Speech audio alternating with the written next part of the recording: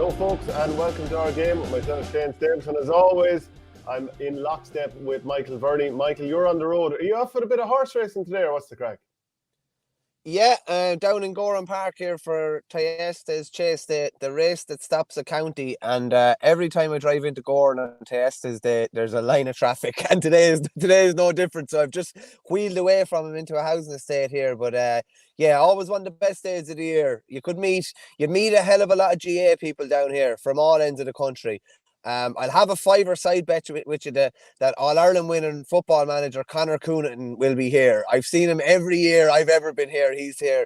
The likes of Anthony Cunningham, boys that are big GA men, but big horsey men as well, yeah. And the name the TS is, like, where does that come from? Oh, sounds like Greek mythology or Roman mythology. I feel like I should know, but I don't. Being honest with you, it's probably after a horse. I'd imagine. That's usually what most races are named after, some great horse from yesteryear. So I'm assuming that's the same. Yeah. Okay. Look, we've loads of good stuff to talk about on the show today. We're going to do a bit of a hurling power rankings, of course. We're going to set a 15-minute limit on it. We're going to have some criteria around it. We're going to talk about the referee situation. You were chatting to Rory Hickey, of course, Clareman and referee in the Indo. We're going to have Declan Bogue on at the 42 to talk a bit of football. We're going to do the rounds. But look, let's start off with what Rory Hickey had to say. I'll read out some of the quotes from your piece. And he was saying it's at crisis point around the country. And having spoken to him in the past, it definitely seems like that's the case. And, you know, I just thought it was interesting when he talked about a novel idea to maximise the resources for inter-county games with the officials that he has. And he said you could reconfigure the 4 referees that are turning up for each county game, put one on each side of the field, dispense with the linesman. What does the linesman do? He said, just put one referee in either half of the field, obviously then have one referee organising the time of the substitutes.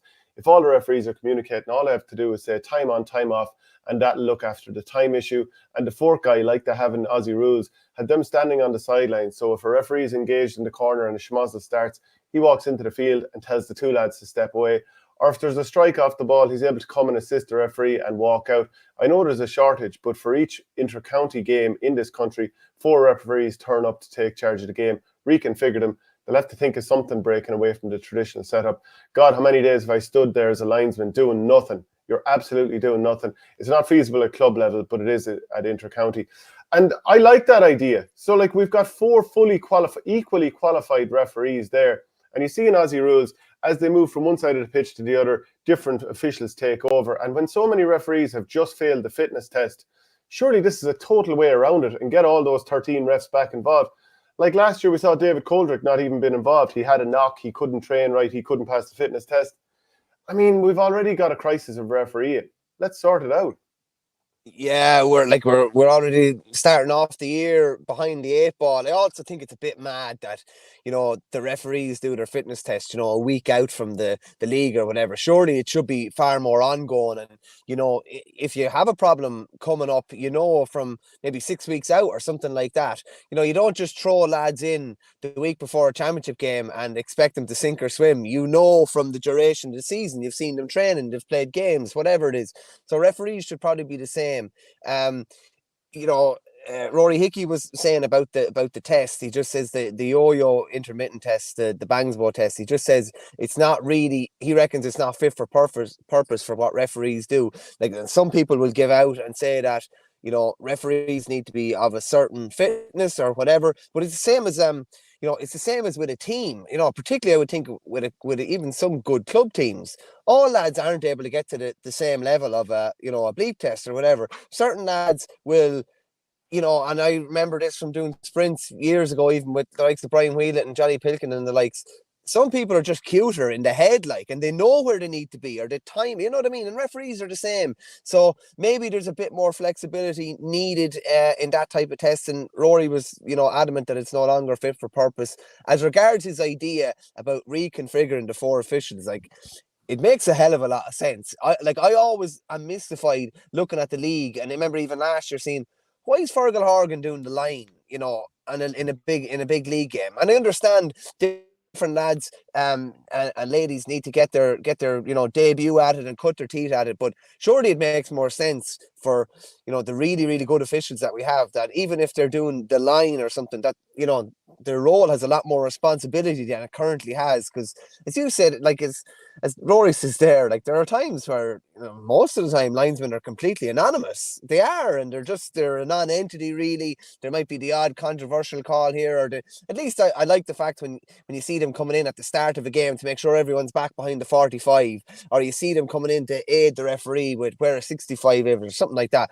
They need, if you have good referees, you need to give them a bit more responsibility. And at the moment, it's just really a one man or one woman show. The referee does his bit, and the others kind of chip in. What did it contribute to a game? Did it contribute 0.5% each to the running of the game? Whereas what Rory's suggesting there is probably 33% split between three, and then one person kind of on the line that's coming in as well. And you're probably splitting it 4 ways realistically and making most of the resources you have available to you. So it's something he said as well there, just that you didn't read out. He says it's novel and it's different, but from his conversations with Charlotte Burns, he expects him to be novel and different and think outside the box. So very, very interesting to see what the new president's approach is to referees as well. Yeah, and like within that, referees do need to be fit. Like obviously that's a prerequisite, because you can't have referees in the last 10 minutes of the game. They're very fatigued, and obviously mentally you start to make probably poor decisions. Not always, but it's more likely when you're tired. So you do need a level of fitness. But if we're going to have 4 referees there, and we're struggling to have referees who can cover all the ground that they've deemed necessary, just have a simple little system like a baton type system that, right, in 1/3 of the field, a referee's he's making all the decisions, and then once it goes out a certain distance, he sort of points at the next referee who holds up his arm. You're mic'd up, Shane, as well, so it's like, Shane, you're on. Yeah. Verney, you're on. It's hitting your area or whatever. Just the thing about the fitness thing that I will say is, like, I'm not sure if, running 20 meters and turning and running 20 meters and turning, running 20 meters and turning is an accurate representation of what a referee actually does in a game. I would say they're constantly moving. But I just think, some sort of a fitness test there where is a bit more. I don't know if you're not running 20 and turning, running 20 and turning. I don't think it's necessarily accurate for what they actually do in a game. Do they need to be up to a certain level of fitness? Of course they do. By the way, obviously the league is starting this weekend. We're going to have a fantasy league as well, so keep an eye out for the fantasy game. Are you going to give it a good go this year, or are you just going to enter a team and get fed up after a week because you got very few points, or some tip captain let you down or something like this? Are you going to make a concerted effort, like if you're playing, make a concerted effort? You're going to start as you mean to go on, and you're going to finish the season as strong as you started it. Okay, we'll have some sort of a forfeit going as well. But listen, we've had a forfeit the last couple of years, and it's never been implemented because you basically hung up the white flag after a week or two. But I did go through the forfeit. Remember, I did a clean shave. You were supposed to do like the high fade if you lost. So you know what? Yeah. If we're to look at that, I think we've shown that we will follow through. So let's do something. The Hurling League will be starting next week. So by Monday, leave it up to the viewers and see what they think. Like within reason, lads. Now, come on. Yeah, you come up with the forfeit. Throw the comments in there. We'll read them out, and if something seems reasonable, we might work with it. And the next thing to talk about, I thought this was very interesting. Damien Comer was talking to the media this week, and he was talking about the warm-ups that players are doing. And he just basically said, I've always kind of been curious of GA warm-ups. I'm an Arsenal fan. Even when I'm over in the Emirates, I'd be watching soccer players, and the way they warm up is completely different to the way GA players warm up, just to strike the balance. I see GA warm-ups as fairly intense, nearly match intense, but then Premier League warm-ups are very calm. Now, he did elaborate a little bit more that, of course, the way the sport is played, it's a bit more measured in soccer, whereas it's blood and thunder in GA. Then again, at times it's blood and thunder in GA. When you're surrounded by numbers and you're getting absolutely hammered by players, yes, that's physically very demanding. But a lot of the time it's the ball being popped over, back, someone makes a burst. In hurling, maybe there's a little bit more blood and thunder again, because there's less room for sort of just playing the ball around because it's harder to hold on to it. But I think that's a very fair point. We should always, because, ultimately in soccer, you're doing a whole load of sprints left, right, and centre throughout a game. And that's what's happening a lot in GA too. So it's almost like you feel you need to be seen to be intense to sort of prove to people that you're up for it. But that necessarily mightn't be the smartest thing scientifically. I think it's a load of rot, some of the GA warm-ups that are done, I have to say. I think some of them don't make sense. It always amazes me to see a team out doing a warm-up an hour before a match throws in, particularly on hot days as well. Oh my God. If you look at the soccer and the rugby lads in particular, which rugby's maybe a bit different, but say soccer, like a load of their warm-up would be what they're doing behind closed doors, as in activation work, band work, loosening out, getting kind of limber. Whereas I think we have a fascination with in the GA that, yeah, you do have to get up to a certain level, but it doesn't need to take half an hour. I'd say get all your activation work and that done in the dressing room. No joke. Honestly think 15, 20-minute max for GA warm-ups, I think is more than enough. And you mix in your bits of skill work, getting your eye in, getting your bit of shooting in, also a bit of that kind of miserable kind of me leaning on you kind of contact, pushing and pulling, and making sure that I'd always say in a warm-up as well, you should never be like clean going playing a match. You should be, you're on the ground in a match. Do you know what I mean? You're having lads pulling out you. You need to have, you kind of need to, that's the way to me, little parts of a warm-up need to be. But it does amaze me. I think we're gone a bit overboard. And I do think there's a level of aesthetics to it. Like you said there, that it needs to look good and there needs to be cones everywhere. There doesn't need to be cones everywhere. You could have no cones and do as beneficial as a warm-up as if you had 100 cones. And I've seen, I often would count, you'd count the amount of cones that a county you're using for a warm-up. I think I got over 60 one day, counting the game in Parnell Park. But I do think it needs to be a lot more specific and it needs to be far less time than it is at the minute, in my opinion anyway. Yeah, I would also say that, sometimes you look at warm-ups and you wonder, what's that got to do with a match? So, like, let's say even inside forward, generally you want them to in the match, to have the ball stick into them. So how often do you see, player like inside forwards line up at the 14 and there's ball delivered into them hard and fast and they to turn control and knock it over the bar? You'd rarely see that. Now, I do look at Limerick and watch how they do that training game where they'll have a set of poles, maybe the width of a goalpost, on maybe the 14 and then another one out maybe around the 45, give or take. And they play a possession game and a shooting game and all that kind of stuff. So it is very match specific. So I like that. But then sometimes it seems a little bit too linear.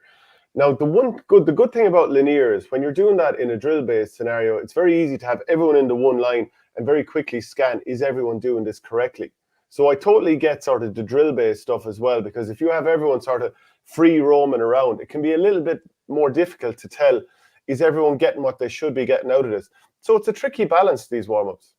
Just on that, what you say, I think is very interesting, because the lack of cones and we'll say the lack of organization, like hurling is a chaotic game. So to me, like, I can understand why, like, if you look at, let's say, different things within a warm-up, as in you want the control would be the word that I come back to. Lads want control of what people are doing, but like hurling is not that type of a game, and football probably to a lesser extent at this stage. But I think a lot of it is to do with the aesthetics of it and how it looks or whatever. I honestly think, I remember being over Giant Manager with the Burr or the St. Brendan's under 21s, and it was a horrible day. County quarter-final against Coolerian. I mean to say a horrible day. Sunday morning. Game was thrown in at 12. It was a monsoon outside. Like monsoon. And like warming up for 20, 25 minutes. Absolute waste of time. So we went out at 8 minutes to 12. And we did a real intense 6 or 7 minute warm up, and we got them acclimatized to conditions, and they were ready to go. But like, why would you go out and do something maybe 45 minutes beforehand, get them destroyed, come back in? I also think as well, particularly with club teams, why would you expend that much energy in a warm up? Particularly with a guy who you're maybe not sure you're going to get the hour out of him. I'd be conserving a bit. And like in recent years with warm-ups, I've been so careful with what I've been doing in a warm-up.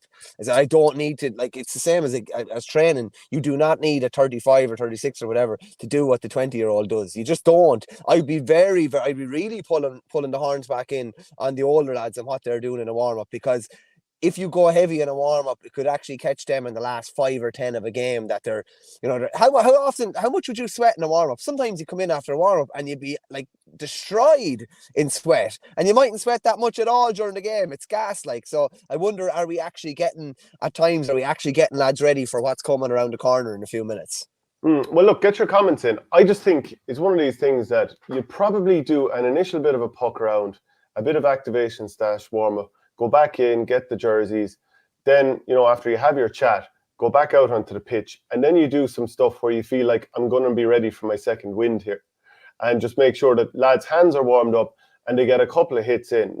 And there's certain conditioned games you do within that, or you want to get forwards taking shots or whatever it might be. But I think there is a balance. You do need to get a bit of a sweat up. I don't think you want to start the match without having gotten towards that second wind, or without having taken a hit or two, or without sprinting fast. So it's a tough one. It's a balance, but I'd love for people to get their comments in and let us know. Now, can I bring you on to the Fitzgibbon Cup and the Sigerson Cup as well, of course? I'd just be curious to get people's thoughts on that and who's impressed them. So I'd take on the point and say that I was watching UL against TUS Midwest last night. It took me a while to try and figure out which one's TUS Midwest, and is that also Midwest Midlands? So does that mean Limerick and Athlone? Or it's a small bit confusing. I'm sure other people don't have the same issue I have. But UL were just unbelievable. It's like, it's not far off a county team, really. It was 223 to 113. And early doors, the game was just done. After 5 minutes, you knew there was no hope of a turnaround here. Gerard O'Connor scored 10 points. 4 of those were from play. Sean O'Hanlon of Galway, he scored 1-6. Aidan O'Connor scored 5 points. I think that was within 35 minutes before he was taken off. Ian Byrne of Glenmore scored a brilliant goal into the top corner. Class, 21. Yeah. Bit of an old school kind of a goal, wasn't it? It was old school. Yeah. That was like Johnny Pilkington against Wexford in the 90s. Yeah, it was really good. And the other side then, Kyle Shelley, he scored 8 place balls. Keane Kelly got a goal. Is it Niall O'Farrell or Nigel O'Farrell is the Offaly lad? I'm just struggling to remember off the top of my head. O'Farrell. No, there's no O'Farrell. Not off the top of my head. O'Farrell. No, there's Keane Farrell plays football awfully, but there's no O'Farrell to the best of my knowledge. I'm fairly sure there was a Niall O'Farrell playing last night. Somebody will update us there. I'm pretty sure he was Offaly. Hurling 1234 saying UCC missed a few. Owen Downey, Ethan Toomey, and Rob Downey came off injured. Shane Barrett and Neil Daly only came on tonight. They thought they would be close to UL. Surprising result. Some very good stuff there from Mary I as well. And Declan McLaughlin, who I thought was brilliant last Saturday for Galway against Dublin. He was really good, got an excellent goal as well. He, to me, looks like somebody who could step up this year for Galway. Yeah, and they obviously, he showed what he can do at stages last year, particularly at Kilkenny game. He's hit the ground running this year. You always think as well, with a lad who's preparing for Fitzgibbon, he's on point at this time he'd be relatively on point at this time of the year, because they can't really ease themselves back in. They want to, the prestige of the Fitzgibbon Cup, they want to win it, so they're all kind of hitting the ground running at the minute. There were a couple of other players. Fergal O'Connor from Effin is a very, very good player for UL too. I saw him last year against Cork in the Munster League and was very impressed with him. And then I think he was carrying a bit of a knock. Shane O'Brien was brilliant for Mary I yesterday from the bits I saw. He scored 5 points, but he looked injured at the end of the game. So it's going to be interesting to see whether he's it's a funny one for those guys. The likes of Shane O'Brien, how much game time will he get? Maybe outside of the league, maybe he will get more this year. But this is kind of his time. January, February, March, he'll get a lot of game time, and it's very, very important he takes those chances. So if he's sidelined now for a couple of weeks, not only would it be a blow for Mary I, but it would be a blow for his chances of hopefully making some sort of a burst to either feature from the start or off the bench for Limerick. Yeah, so people, who do you think will win the Fitz and the Sigerson? By the way, the quarterfinal draw for the Sigerson is out. University of Galway against UCD, Maynooth University against Queen's University, UL against DCU, and TUD against University of Ulster. So let us know. PWell74 says Fergal O'Connor is going to be a serious hurler for Limerick. With Finn and English coming back, he will be needed for Limerick. Mary I, very strong 15, says John O'Sullivan. Do you know, I'm just going to make this a little bit tip-centric for once. I know it's rare I do it, but I might as well. Never. Yeah, I might as well. But when I was watching UL against TUS Midwest, and there was a huge Tipperary representation, 5 of the 6 forwards, for example, for TUS were Tipperary, Owen Connolly was midfield as well. A lot of Tipperary. Now, not so good that they got spanked, but look, it was a lot of Tipperary there, and there was a few on the UL side. And I was looking at it and I was thinking, there's 3 Tipperary players that are, featuring in pre-season or will be, in contention for the summer, playing here. So Garrod O'Connor, who was brilliant. Owen Connolly, who was in around midfield for TUS, and Sean Kennelly, who's been playing in the Tipperary games and he was corner forward here. Every one of them was left on for the full game. And this game over after 20 minutes. Left on for the full game. Whereas Limerick lads were getting subbed off good and early. Mind them ahead of the league. Huh? Is there something going on here? I don't like it. Take them off good and early. The game's over. Mind them. Do the Tip boys need to prove themselves? The Limerick boys are obviously proven at this stage, maybe a bit more. Rod O'Connor's going for a 3 in a row with UL. I don't think he needs to prove too much. But, even beyond that, right? Every county's measuring themselves against Limerick at the moment. And, everyone's coming up well short. But look, if you're to view things through that prism, I'd be looking at some positives for Tipperary here. 8 starters for TUS and 1 sub used. Limerick had 2 starters and 2 subs used. Then on the UL side, Limerick had 5 starters. Okay, so obviously, and they're dominant. And 1 sub who came on. Tipperary had just 1 starter. Now, both had 9 each on either side, but it was the UL side that was more Limerick-centric and won the game as well. And then also, I think I was saying I don't know if I said it to you the other day, but I said it to Shane Brophy on Tipcast about how the Harty Cup semi-finals, of the 34 players used by Nina and Thurles in the 2 semi-finals, all 34 were from Tip. Whereas on the Ardscoil Reese side, 10 of the starters were from Clare. So, all of that, none of that might amount to much, but I just thought it was interesting through the prism of what might be coming down the line. It usually does amount to a fair bit now. To have lads performing at that level, there was a period there around, what was it, I'm going to say, 07, 08, 09, where Offaly would have had maybe 5 or 6 lads playing at a really, really good level of Fitzgibbon hurling. So, say it would have been Alan Egan, Brian Carroll, Sean Ryan, myself, David Kenny, and there might have been 1 or 2 more. So it all would have been in around final stages. And that's a great sign for your county team. And we were all playing county at the time. And then there was the guts of a decade, I'd say, where there were very, very few lads playing Fitzgibbon at all. And obviously that has resulted in the county team. Whereas now I think Dara Matter's involved with UL. Killian Sampson has been on the UL team the last couple of years, which is a great sign. And it's one of the reasons probably Shinrome won a county title is, you have a lad exposed to that level. There's 3 Borough fellas involved with the TUS Midwest, albeit a very, very disappointing result. And we'd have a few more, and we'll have a few more over the next couple of years. So to me, that is the breeding ground. And I always hark back to that epic Fitzgibbon final where there was basically the Limerick team of now was spread out between Mary I and UL. That game that went to extra time that Mary I won. One of the best kind of colleges games of all time ever played. And if you look down through the guys that were playing, who'd you got? Darragh O'Donovan, Declan Hannon, Tom Morrissey, Dan Morrissey, Sean Fitt, you know what I mean? I think it's hugely, hugely important. And it is a fair signpost of what's coming in your county. That's why when I posted the squads on Twitter there a while back, people going down through, I think Galway is one of the most represented. And that's what saying that is taken into account that there's a sole Galway college where it's nearly all just Galway players playing anyway.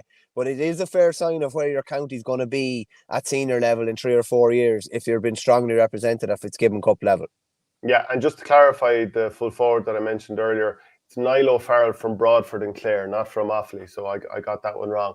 Okay, there was another point that I wanted to bring in there as well. Oh yeah, One Trick Pony says, is Cathal O'Neill injured? No, I believe that there's some eligibility issue and something to do with the course. Can't remember exactly off the top of my head, but I just don't think he's eligible at the moment. He's not eligible for Fitzgibbon, but I tell you something. I remember looking at him during the training session I looked at down in Mallow when that game was called off. And you're always looking for little nuggets of what you can pick up. And he was just every kind of sprint he was in with 7 or 8 lads, he was the one that was nearly first back the whole time. And I remember seeing him at the Munster League launch before Christmas and just thinking, this lad is huge. He's after bulking up. This is like a full-grown man now. This isn't a 21 or 22-year-old. So it might actually benefit him. He'll go and play Fitzgibbon again next year, but it might benefit him just to be with Limerick solely and starting and probably finishing league games at the minute. I expect him to have a huge year, and I think he'll start for Limerick And it may be inside and coming out, but I actually would expect him to start most championship games for Limerick this year. Yeah, who's going to get dropped? I mean, like he'd walk on There you pretty go. much anyone. Limerick is the only team that he mightn't get on at the moment, and in time he'll be a mainstay. The Dillon Quirke Foundation game is on this weekend. Tipperary against Limerick at Semple Stadium. Make sure if you want to go to it, you can buy tickets to the course. Check Tipperary GA or maybe Limerick GA. They're sharing details of buying the tickets there. You can watch it online via Clubber. You could also buy the jerseys. Great thing to support. Speaking to Dan Quirke along with Shane Brophy on Tipcast yesterday, he gave a lot of important insight into it, so that's worth checking out as well. And of course, it's an opportunity for players to show up ahead of the league. Last year, wasn't it Mark Keogh scored something like 6 or 7 points from play, and 5 of them in the space of a couple of minutes against Kilkenny. And I'm pretty sure at the time I was talking about how that got him started in the next game. So, I think both teams will put out strong lineups.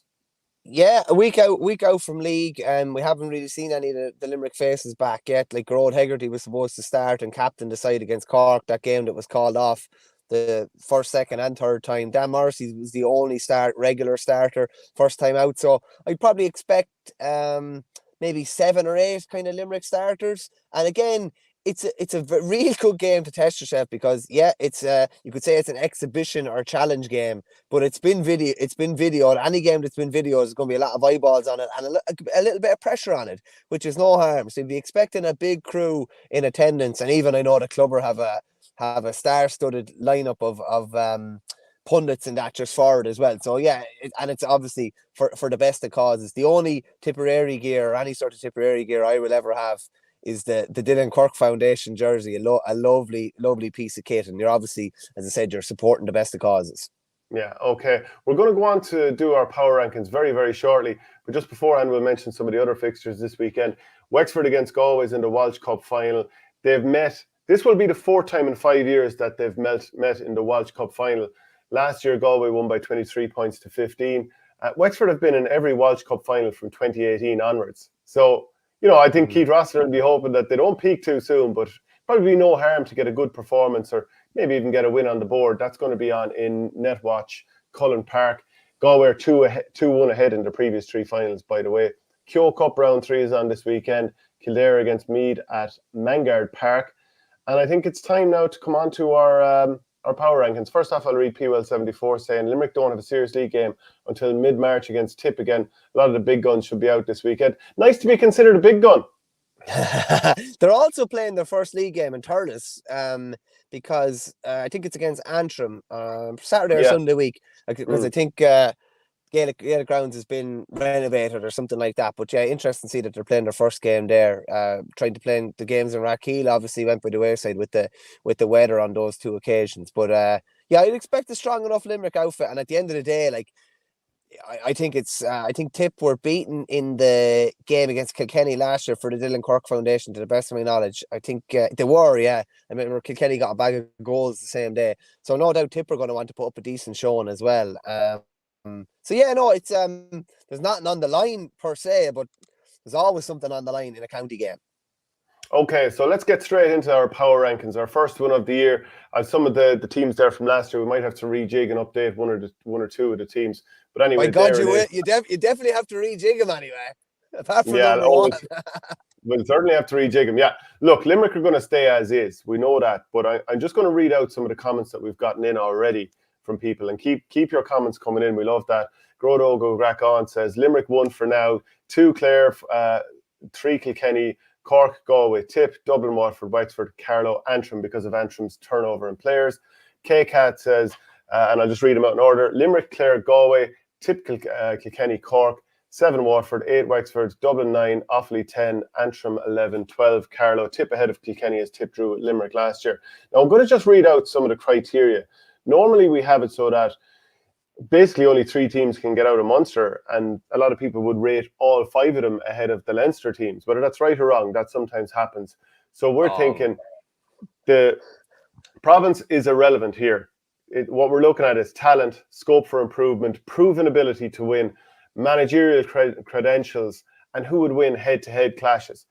So for example, maybe Tipperary have struggled with Galway for the last few years. So if you were putting those 2 head-to-head, you might say, well, look, I think Galway tend to beat them more often than not, if that was your argument. So you might be able to put Galway ahead for that reason. So start us off there, Michael, and just confirm that Limerick are going in as number one. Yeah, Limerick are definitely number one. Just even when we're talking about, like, we won't say who's number two or anything yet, but if you were to, like, what is Limerick's most difficult matchup? Who are the team most likely to beat them? And that's not to say that they're going to be number two, but if we're talking, you're on about matchups there and certain teams going well against it. Like, who's the most likely, do you think, to beat them in the 2024 championship? Clare.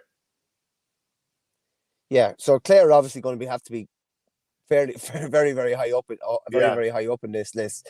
But then on the flip of that, then you're thinking, with the criteria involved, you're thinking Clare cannot beat Kilkenny. So should Clare be ahead of Kilkenny? And that's the quandary that we're going to end up in. But we love it. Yeah, but like then you're looking at this year, Kilkenny are going for the drive for 10 seasons in a row without winning All Ireland. Cork are going for the drive for 20 seasons without winning an All Ireland. Where do we factor that in? The bit of white line fever, getting used to losing big finals. Yeah, well, I don't know if it's white line fever. I just neither have been good enough. Neither have definitely been good enough. With Kilkenny this year as well, I think there's obviously probably a bit of a carryover in 23 from Brian Cody's reign. Like now, and then, there's obviously been a couple of players stepped aside in Richie Hogan and Pádraig Walsh. I think now really the rebuild starts for Derek Ling, and I just wonder about, the quality of what's coming, and even seeing lads that were introduced into the squad. Like I wonder, are Kilkenny getting ready for a period of where, winning All Ireland is no longer realistic? And I wouldn't be surprised if that's a distinct possibility. I remember, I think it was Cyril Fard said to us, he said he predicted that they would go 10 years without winning All Ireland after 2015, and he's nearly been proven right at this stage. But we'll go back and see, like, who do we think should be number two? I think to take a brave person to not give it to Clare as things stand. Now, we can come back on this a little bit, as we're going through, we might change our mind. Hear me, Shane? I lost you there. Yeah, I think I'm happy enough to go with Clare. We can rejig it as we go along if we come up with a compelling reason, or if someone who's watching the show comes up with a compelling reason. Are you still there, Michael? Oh, we might. Michael, can you hear us at all? Where does Tony Kelly come into the equation, Shane? I can hear you fine now, yeah. Yeah, so in terms of like how good is he at the moment, or the injury, or what are we talking about? The injury and the lack of availability, and how fit is he going to be for championship? Like, can Clare win Munster with a half-fit Tony Kelly? Can they win All Ireland with, you know what I mean? I think there's a question maybe hanging over them a bit this year coming into the, just because you're not 100% sure. He's got the surgery the week before Christmas. What sort of shape is he going to be in come championship time? And usually the best Tony Kelly is a fit Tony Kelly who's had a string of games where he's gotten a chance to really get up a level of form or whatever. But you've seen before, and it's funny you said about Damien Comer there. Damien Comer's season last year was interrupted, and even Shane Walsh's was interrupted. You need to have the consistency nearly from probably midway through the league. You need to have loads of games under your belt. And like, if we're saying as well that, Kilkenny have been able to beat Clare, in the last 2 years, very, very convincingly one year, and obviously beat them last year by a score. In one way, you could say, yeah, it's easy to put Clare ahead of Kilkenny, but then in another way, you're thinking, like, if they meet, who's going to win? And that's the truth of it. So with Tony Kelly, they're going to have to wrap him up in cotton wool to some degree and just make sure that he's fresh for the championship, because it is a bruising Munster, and you come out the far end of that, you probably are more likely to lose to a Leinster team, which is, let's call a spade, been able to balance things out a little bit easier and rest lads during their campaign. It's just the reality of it. I'd still put Clare ahead of them. Like, Clare have left it behind them the last 2 years in a row against Kilkenny. In the first of the 2 years, they were probably outplayed a nice bit. And on both occasions, Brian Lohan's selection policy, I think, probably didn't help the situation either. But obviously, they'll have learned from that a little bit. Whereas the flip side with Kilkenny, who you're talking about, there being a dearth of talent coming through. TJ Reid's a little bit older. Richie Hogan is no longer involved. A lot of their key players are gone a year older. Pádraig Walsh is no longer there. So I'd be inclined to think that this is the year that Clare will kick on a little bit more. And I think Mark Rogers will have a big season. Aidan McCarthy, he's had a bit more time to get back up to top gear as well. So I think Clare number 2, justifiably so. Yeah, I suppose just on Kilkenny as well, it's probably maybe Conor Fogarty's last year, Wally Walsh's probably last year. I just going to be fascinated to see how they integrate new talent and whether that new talent can stick, and whether they're going to be good enough. Because it looks to me like a fair project on Derek Ling's hands. And that's probably why I will actually go with Clare number 2, because if I think who can actually realistically win the All Ireland in 2024, yeah, Kilkenny will be there or thereabouts again. Do I actually think they can go and win it? No, probably not. Okay, in terms of the Leinster teams here, because look, let's call a spade a spade. Munster is the stronger province. Who of the Leinster teams do you think can get into the top 4 or 5 here? Kilkenny are definitely going to be in around the top 4, either probably 3 or 4. I would have said they're going for 5 in a row in Leinster. Obviously, despite talent that they've been without at different stages down through the years, they always still generally perform to a very, very high level and can generally win tight games, maybe against most teams outside of Limerick, probably. Interesting, Owen Cody will have a pre-season under his belt for the first time ever, an inter-county season this year. They'll be hoping that they can keep Adrian Mullen fit as well. He obviously broke his hand last year in that Wexford game and was only kind of getting back. If they're able to keep them 2 fit, and they have them from the start of the year, they'll be huge. I definitely would have Kilkenny well in the conversation in the top 3, maybe kind of top 4. I think it's very difficult in Munster. It's difficult enough to call the top 3 at the minute. There's question marks about Cork, even though they were probably delivered a level of consistency last year that we hadn't seen, but they didn't get the results at the end of the day. There's probably question marks about Waterford, maybe some question marks about Tip, just based on their 2 of their last 3 performances in last year's championship against Waterford and then against Galway, kind of 2 non-performances really. So I'd be having Kilkenny in around 3 or 4, probably number 3, I'd say.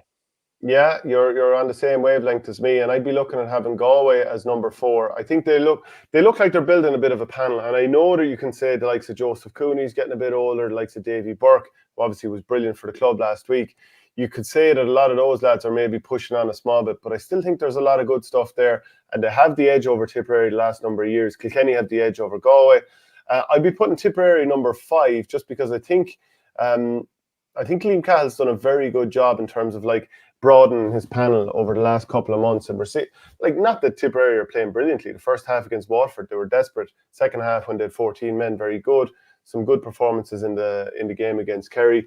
I think Conor Bowe is a serious addition in the half back line. We'll see if he stays there. Barry Heffernan's back this year, as is Craig Morgan, Paddy Cadell, Willie Connors is back, Gerard Brown is back. So the panel, which looked a little bit thin last year, justifiably so because of injuries in some situations, they've brought through extra players and some injured lads have returned. Now, I know Seamus Callanan isn't there anymore, but maybe this is now centre stage for Mark Keogh to finally take over maybe the number 14 jersey or whatever it might be. So I think Tipperary, who, haven't lost to Kilkenny in a decade, they're rightly behind Kilkenny in this because of what they haven't proven in the last while. But I think 5th is reasonable enough for Tipperary. Yeah, but the squad should be a lot stronger. I remember being down at the Waterford game last year and just thinking that they had to go deep within their squad for what was a championship game, where if a win would book their Munster final, they put a lot of lads in and towards the end that had very, very little experience of championship hurling. I would raise a good few doubts about the fact that 2 of their last 3 games were very, very below par, really below par against Waterford and against Galway, where call a spade, they never got going in either of those games. They were hanging in against Galway, but they didn't perform. And I know Cork didn't get out of Munster, but if you look at their 4 results in Munster last year, so they beat Waterford by, I think, 9 in the first round. They drew at Tipperary. They were beaten by Clare by a point, and they were beaten by Limerick by a point. I would have a bit more credit probably in Cork's bank this year going into 2024 than I would in Tipperary. I think as the year progresses, I think Cattle's going to be a lot smarter. I think when you come in your first year, you have to hit the ground running. Now in his second year, I think he'll realise that the gas tank went empty very, very quickly, or far quicker than he had planned, and he will, balance out the year a lot more, particularly with some of the elder statesmen, the likes of Noel McGraths and Seamus Kennedy's of this world. But I'd probably have Cork marginally ahead of Tipperary. Yeah, people get your comments in. Let us know who you agree with here. I'd still be pushing for Tipperary because that squad depth should be there this year. And part of the reason against Galway that the team fell away so badly is the depth wasn't there. And Cathal Barrett was only just back, and he's thrown back in 40 yards of space against Conor Whelan. And I think it's a tough assignment when you're fully right. But Tipperary just didn't have the squad. They looked jaded, and I don't think that's going to be an issue this year. So if we're going with the criteria of, scope for improvement, I think there's huge scope. If you're going to talk about proven ability to win, half the team has won in All-Ireland there back in 2019. In terms of head-to-head clashes, Tipperary against Cork could be a flip of a coin any which way. But just Cork too often have come up short, and God knows you've hammered them more than anybody. So I'm going to use that vote, your own criticism of Cork the last few years, to say Cork are going to be 6 and Tip are going to be 5. Just the fact that Tipperary have a far more recent All-Ireland as well, where a large cohort of this squad were involved, probably maybe means that they have a bit more in the bank. I'm sure Cork are thinking that there's a big year ahead, and there's a string of All-Ireland under-20 winners. You'd imagine it has to happen soon, but I don't know. I'm going to have to see. I'm going to have to see before I believe. Okay, who's next? We're going to be bringing on Declan Bogue shortly, so we want to have this kind of done. Who's next for you? Can you bring up the list there quickly? So Cork at 6. Interesting. Like, where do Waterford kind of come into this? Are they ahead of the rest of Leinster or not? Based on last year's results, obviously pushed Limerick close the first game. Paddled Tipperary in the last game, but were very, very poor against Clare. And the middle game against Clare, and who else against Tipper? No, who did they play in the middle game in Munster last year? Was it Clare? Cork, sorry, Cork and Clare both beat them very, very comprehensively. Like at the minute, like would you say that the 5th team in Munster is still stronger than the 3rd team in Leinster? I'd say so. Very close. Yeah, I'd say so. I think Wexford have the potential to match some of the Munster teams, but after what happened last year, and I know Keith Rossiter's in his first year, we just don't know what we're going to get from a Keith Rossiter team just yet. Now, maybe people within Wexford have a fair idea, but I suppose more broadly speaking, we don't really know. We've seen, year one under Micheál Donoghue, the way Dublin finished against Clare was pretty poor. Now, I've seen them this year, and they were awful there last week against Galway, but I still see that there's a nice bit of talent, and they beat Westmeath quite well, they beat Antrim well, but I think Waterford have to be next on this list. Well, I think, listen, if you had to put your house on whether they would beat Dublin or Wexford, probably what you would regard as the next two in Leinster, I think you would realistically, when you look at the talent that they have at their disposal. I'd go Waterford, Dublin, Wexford, based on what I've seen, because we just need to see a bit more proof from Wexford first. Well, yeah, and also, like, I don't think any of the older stages are, back ready to hit the field as in playing matches yet, but I believe they're all back. Matt O'Hanlon, Liam McGovern, Dermot O'Keefe, etc. They haven't lost anyone. A big part of it for Rossiter is going to be making sure that Lee Chin can stay fit, and that's been tricky the last 2 years. He obviously missed the Galway game at the start of the championship last year. He seemed to be hitting the ground running with him straight away. He played a Walsh Cup game already. So I'd be happy enough with Dublin ahead of Wexford. You take that Clare quarter-final performance out of it, like Dublin it was tight against Carlow for a while, but they pulled away and won as you thought they should have won. So you have down at the bottom of the list there, you would have a lot of question marks about Antrim given the personnel that they're going to be missing. Yeah. Like they're missing some of the best players in the county. Whether they can adapt and overcome that, that remains to be seen. And I wouldn't fancy their chances. Saying that, would I have them behind Carlow? It's because of the amount of players that they've hemorrhaged. Now, I watched Carlow against Kilkenny and they were very poor, and I've seen Antrim against Dublin and I wasn't blown away. But I just about go Carlow ahead of Antrim. We happy to stick with that? Yeah. Well, the only thing is that like Carlow have played once in the Leinster Championship round robin and were relegated without a win. Antrim have played once in the Leinster round robin, drew at Dublin and beat Westmeath and maintained their status. So I know they're missing a lot of players, but I probably would still have them ahead of Carlow as a result of that. They have a year of Leinster Championship under their belt. I'd probably still fancy Antrim to maintain their status. I think they deserve a bit more credit for retaining their status as they did last year and finishing on 3 points. Okay, we'll go with that. So Limerick, Clare, Kilkenny, Galway, Tip, Cork, Waterford, Dublin, Wexford, Antrim and Carlow. So we'll move on now to chatting to Declan Bogue at the 42. Declan, how are things with you? Great, Shin. How are you, Michael? Oh, are we having a bit of a slowdown with Michael there? I think we are. So look, we'll get rid of Michael anyway and I'll just chat to you. I want you all to myself anyway, Declan. You know that. You can hear me coming through there, okay? Yeah, I can hear you loud and clear. Well, look, the Football League is throwing in this weekend. There's a huge amount of games going on that would pique people's interest. But I saw you did a piece in the 42 this week leading into the game relating to Jim McGuinness. So he's been out of the game a long time. He's coming back. What have you seen in terms of the Jim that left? And obviously he's had this dalliance with football, and he finished his UEFA Pro license or whatever it might be a year and a half ago or something like that. He ultimately wants to go back. But what sort of Jim McGuinness are we looking at now at the start of 2024? I haven't got a chance to go and look at Donegal at all this year, so I'm going to head up there to Ballybuffet on Sunday and see what they're at. I think that just from talking to people that they're very much sort of focusing on a high press, and I think that even just following games towards the end of last year this was what the top teams are doing, is they're able to do it. They're able to hound and chase rather than contain within their own half. They're targeting now right times to do it is to press.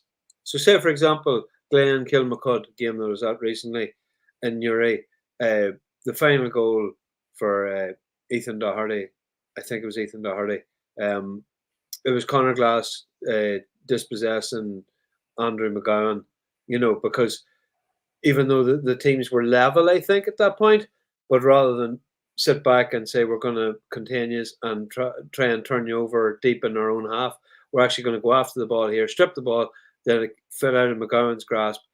Doherty knocked it to the back of the net. Sure enough, Shane Walsh got a goal after it. But even then, in the final, when the game was going away from Glen, they needed to press. Conor Glass was called for a foul, set the ball back down. From that free kick, then Glen forced a turnover and got their goal through Glass. So I think that Donegal will certainly try and experiment with this for a bit. What will your man do? Well, that just remains. It's just a case of waiting and seeing, and what happens also, like in January and February, will bear no relation, because he was never really mad keen on showing his hand too early. Like he was a serious man for holding an awful lot back for championship. So it's going to be fascinating to see him back, surely, on the sideline. But he was always sort of a championship animal too, Do you feel like he probably went to the perfect place in soccer in terms of like learning different ways to, because you can bring an awful lot back to GA. The flip side is the top teams out there anyway are probably enlisting. We see Dublin, getting onto basketball people and stuff like that. Is it possible that he's gotten an edge being in soccer for a big part of the last decade? I wouldn't subscribe to that entirely. I think that there's probably methodology and ways of training, and I imagine his role was like with Celtic, for example, to be in there for the first team, for the management team at the start of the day. And so they used to have their breakfast at 8 o'clock in the morning. He just sat there with them, chatting them, picking up wee bits and pieces here and about, well, what about such and such? What about Tony Watt? Or what about Efi Ambrose? Or what about, I think Virgil van Dijk's time actually might have coincided with him being there. And a lot of the time he was picking up for these people's moods or why that might have been, contract talks or any sort of thing if they were in and out of form. And his role then was to, after training, maybe take them aside and speak to them, and see how they're getting on.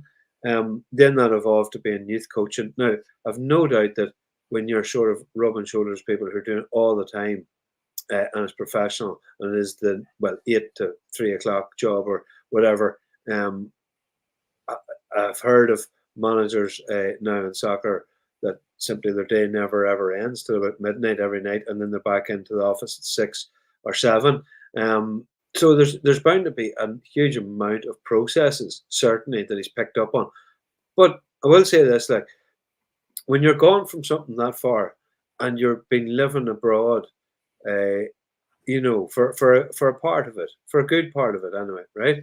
You know, the culture of the game is going to pass you by slightly, and no, like you can watch the game all you want, like, but when he was there in Donegal first, and this is just going back to that first year they had in 2011, you know, they were playing league games in that campaign, and in the post-match sort of meal, I know this, like, because this is stuff that people have told me, that Rory Gallagher was going around and talking to individual players and saying, we're playing Laois next week and you're going to be marking this player, and I'm going to get you to study him on YouTube, and we're going to get clips for you. Like, that was, you can't imagine, that was so cutting edge back then. But they were helped by the fact that, you know, Gallagher was just incredibly knowledgeable about every opposition player up and down the country. And, you know, but the best one in the world, like Jim McGuinness, is not going to know the granular detail of a lot of the teams that he is playing. I suppose you might say that's why he's got his selectors in there with him. But when you're a player, you know, you might know the vast majority. You're not going to know all of them, like, you know. Yeah. So there'll be gaps in knowledge there, which I'm sure he has said that he can fill them in, and maybe it's not as big a deal as I'm making it out to be. But yeah, pluses and minuses, I would say, of having been away and been involved. Yeah, I mean, that's the thing. If he's been at the coalface in a different sport for the guts of a decade, it's very difficult to have that same level of detail that you've talked about there. And also, I will say that, like, I mean, too, though, I wouldn't get carried away with it. Like, I'd really admire the man's ambition to go, I'm going to be now, be involved. I don't have any problem with that, right? But, like, he hasn't managed since, don't get me wrong here, an open a correction, but it was, what, January 2019? with Charlotte Independence. Charlotte Independence was the last time he managed a team. You know, and, you know, the only other soccer involvement that he had since was he was about third in command with the Derry City under-19s. And, you know, Derry City under-19s, you'd be better off at the Derry GA minors, because it would have been a more professional, it would have been more that went into it than the Derry City under-19s. There's no doubt about that. And to not actually be the manager shows that you're well off the pace, like, or what, you know, whoever wasn't willing to take a chance, or you weren't willing to accept certain roles at certain times. I don't know. So I wouldn't get carried away and say the man has been working in soccer for 10 years. Really, when it comes to it, in an adult level of being an authority of adults, there was 13 months. There was a 13-month period. There was 6 months with Beijing, and there was 7 months with Charlotte Independence. And outside of that, then it's been minuscule. There's been nothing really. It makes it a really interesting plotline heading into this year. So Donegal will host Cork this weekend, as you said, you're going to that game. Is there anything else that you've been very interested in the last few? Is there any teams that you've seen in person in the last few weeks that you think this is worth talking about? Well, I haven't really. I thankfully my bosses have allowed me to more or less move into the rugby and soccer world for a few weeks, which meant that by and large the mechanic, I only went to one I went to 2 pre-season games. Went to Derry Cavan, went to Fermanagh and Monaghan.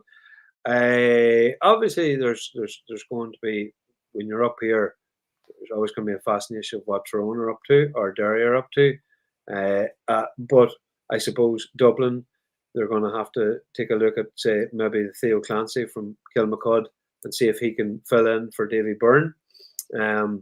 But also, it's not even the new guys in the scene. You're going to have to look at Jack McCaffrey and say, Jack, if he's going to give this another year, is he going to be as happy to just be so far down the depth chart? Like, surely, I would imagine given his sort of how he attacks things in life, that he wouldn't have been happy with last year whatsoever. And I would say that you'll see a completely different animal. And you can, probably the same logic might apply for Paul Mannion, because he's had time to come back from injury now, that he'd be looking to put in a very strong sort of January, February. After that, Kerry, they have a lot of sort of jerseys to fill from maybe numbers 8 to 12. These things have been well signposted. There's no secrets about them or anything like that. But it's just, in general, the league, it just intrigues, and it intrigues every week for different reasons. It starts off, it's the best competition and the worst competition. It's maybe the only competition that's worse than it is the Leinster Football Championship. And then it's also the best competition because about 80% of the All-Ireland Football Championship is well, shite. Like, it can be mismatched and uninteresting and cagey. But then when you start a league campaign, everyone is there. They're on their own leagues and merit. And the first 2 games is an absolute sprint. And then you're settling into sort of a bit of something of a marathon before the last 2 rounds, which become a desperate struggle. Or else, if you've nearly won too many games for your own liking, it becomes like a slow bicycle race, that you just kind of ease up and try and hope that other teams overtake you, but not enough that you would actually get relegated. It's such a bizarre competition. But at the same time, for the first 2-3 weeks, like it's the greatest thing going. And with Derry going to Kerry this weekend down to Austin Stack Park, and you'll have Mickey Hart going down there with Derry. Now, what was interesting with Derry last year, and of course they won up the Glen lads this weekend, and they'll be high on the glory of last weekend. But when Rory Gallagher was there, he obviously had the team playing, brilliant stuff. They won their Ulster title, all that kind of stuff. Kieran Meenick came along, safe pair of hands. They continued on in the same breath. Now, this is obviously trying to project into the future a little bit. But do you imagine him playing the same way under Mickey Hart, or do you think he'll try to change it, or what do you think? I know it's a tough question to answer. I think they'll mix it. I think what they have in Shane McGuigan was something that at times Tyrone struggled with after that great first team that he had. The team with Peter Canavan, Stephen O'Neill, and so on. Owen Mulligan. Once they sort of reached natural end, then there was no huge, like, you only saw it in patches from Callum McShane in 2019. After that, then, like, he's had just so many injuries and misfortune that you haven't been able to see the same thing out of him. Dara Canavan was only really emerging under Mickey when he was there for his last couple of seasons. So I think you've got one of the bona fide top 4 or 5 forwards in the game in Shane McGuigan. So there's merit in getting that ball to him as quick as possible. There's also has to be tempered with no team is going to be leaving Shane McGuigan one-on-one. There will be sweepers and there will be all sorts of +1s or men laying deep. I think they'll look to do a bit of a combination all of a sudden, from what I've seen. And I actually went along to their game against Cavan, and they had a new goalkeeper in from Slaughtneil whose name, a hurler, more famous as a hurler, I think it's Jerome. Forgive me for not recalling the surname, but he had so much football. He played so much ball. Is he not Jerome McGuigan as well? Could he be? Yes, Jerome McGuigan, yes. He's about 6'6", like he's and the thing is, he wasn't even really he wasn't Slaughtneil's goalkeeper at the start of last year's club championship in Derry. Anton McMullen got an injury, so he deputised, and they found that this is actually a very good position for him. Now, Oren Lynch also, like, that's sort of his jersey to lose, but the point is, he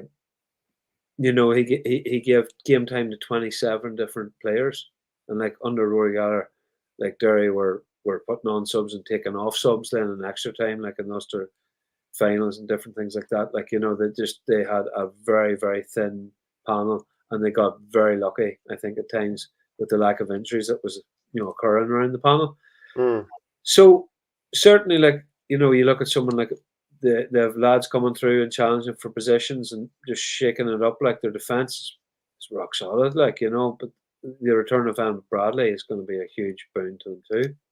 Were you surprised to see him come back? No, not at all. I just think that when he was there before and the won the Ulster title, he was very much restricted to. He was a finisher, and some players are entirely fine with that. But Emmett Bradley might feel, I'm too young to be a finisher. And also then he got married and he got all that kind of life stuff out of the way for a year there. And now he's just thinking, well, why not? Like, why not go back in? And new manager, clearly a team on the up. And there's the threat or the promise of an All-Ireland in that team. Why wouldn't he go back? And just to ask you about Tyrone then, Brian Dooher was talking about the lack of game, sufficient time with the players ahead of the league. And of course, there's Ronan McNamee and Niall Sludden who've retired. Where do you see Tyrone going this year? They're starting off with Roscommon at home this weekend. But like any other team, like, we're talking about lack of preparation team is. See, Turlock Henry's after typing into us. There's Jack Cassidy was the Slotniel goalkeeper. Apologies to Jack. No, I don't buy that about lack of preparation. That's just like, and you could have any amount, and teams have been on the go now for months. Like, so, they looking from the outside, they have to be worried about themselves because you've lost all-stars in Ronan McNamee, you've lost an all-star in Niall Sludden. Richie Donnelly had one of his most impressive seasons at club level. I know it's club level, I know that's a different game, but you could have been thinking that he had some kind of role to play here this year, even if it were like a deep laying centre back.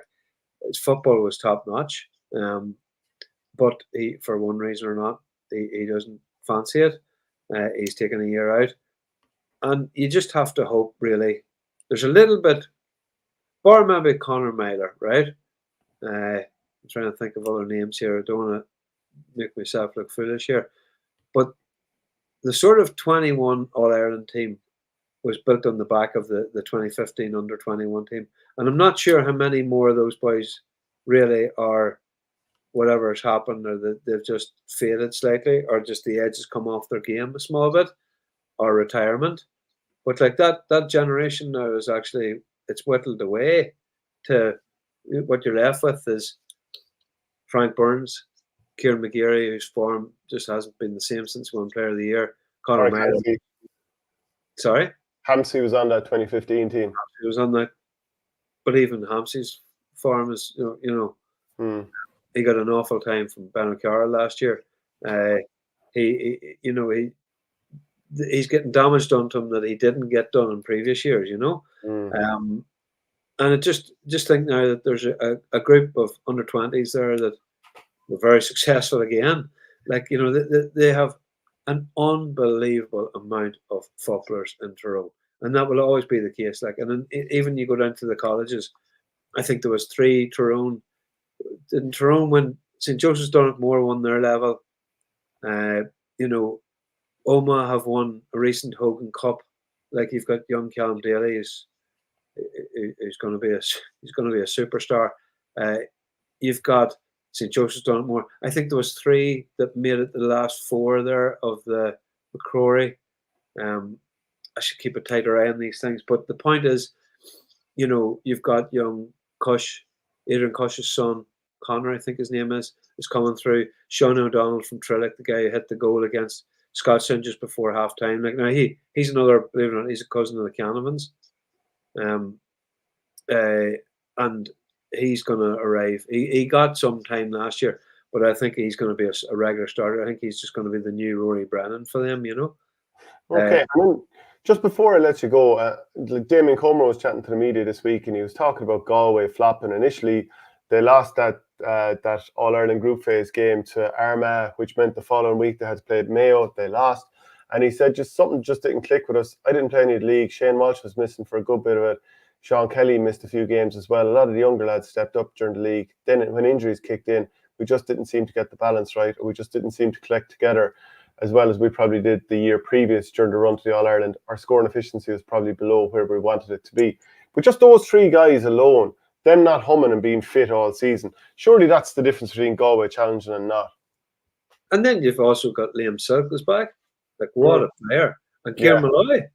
Like, talk about, you're talking about line breakers here. You've got Malloy, you've got Silk, you've got Kelly. I think that, with those guys coming back in, there is the possibility then of considering doing a Brendan Rodgers on Sean Kelly and saying, go into midfield. You're our midfielder now. Get up and down. With Peter Cook, he's not committing, isn't that correct? I don't think so. Yeah, so, I mean, they need that bit of mobility. He's so good going forward that, you've got Killian McDade. I just think maybe you're just a bit top-heavy on attacking players there almost. But, like, Shane Walsh has come back into form that he didn't have last year. And he, by his own admission, he just was a bit off, like, with everything sort of starting to affect him a wee bit with his transfer and the coverage around it and attention. But he's a super footballer, like, and he's got himself back into proper condition. And who would bet against him? Because they're just so, Partridge's just so hard-ass. Like, he's just, he's a fantastic manager, but he's just had rotten luck at bad times. Okay, well, look, Declan, thank you very much for joining us. And people, you can check out Declan's piece there on the 42. We'll chat again soon. Thank you, Shane. Okay, brilliant to have Declan Bogue on there. So I'll just go through a couple of the other fixtures we have this weekend. Just back even to the Tyrone-Roscommon game. We have seen that Tyrone have flirted with relegation battles the last couple of years, whereas Roscommon have tended to start their seasons really, really quickly and maybe just sort of hum through the last couple of rounds without having any concern over relegation. Actually, Conor McManus, he was talking ahead of the Dublin-Monaghan game. He was on the BBC GA Social, and he was saying, the hip injury I have, it just won't allow me to go much further. This will be my 18th year with Monaghan. I'm 36 now. It's nearly half your life. I imagine this year will be my last. I'm not putting any definitive decision out there. I'm not going into the year saying that we'll take it as it comes, but it's hard to see how it could stretch to 19 years. And then he added a little later on, probably sooner rather than later, I'd be looking at a hip replacement. If I wasn't going back to play football this year, you'd probably be looking at it. So, that's a fairly grim situation for a guy who's 36 years of age, but unfortunately it's fairly common across the country. Just in terms of Kerry Derry this weekend, the two Cliffords, they're being rested and they probably will be going into half of the way into the league. Galway, we've kind of mentioned them already. They're at home to Mayo this weekend. Division 2 sees a host of 4 games. Armagh will meet Louth, Kildare against Cavan, Meath, Fermanagh and Donegal, as we've talked about earlier. They'll be in Ballybuffet against Cork. Division 3 sees Sligo visit Clare, Offaly at home to Westmeath, Wicklow Down and Limerick Antrim. Then Division 4, Laois, they're up against Longford, who won the O'Byrne Cup against Dublin last week.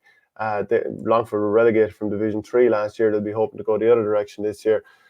Tipperary against Carlow, Waterford against Leitrim and London against Wexford in the final game. So that's it for the show this week. If you want to get the audio podcast, go to patreon.com/OurGame. There's loads of coaching videos in there as well.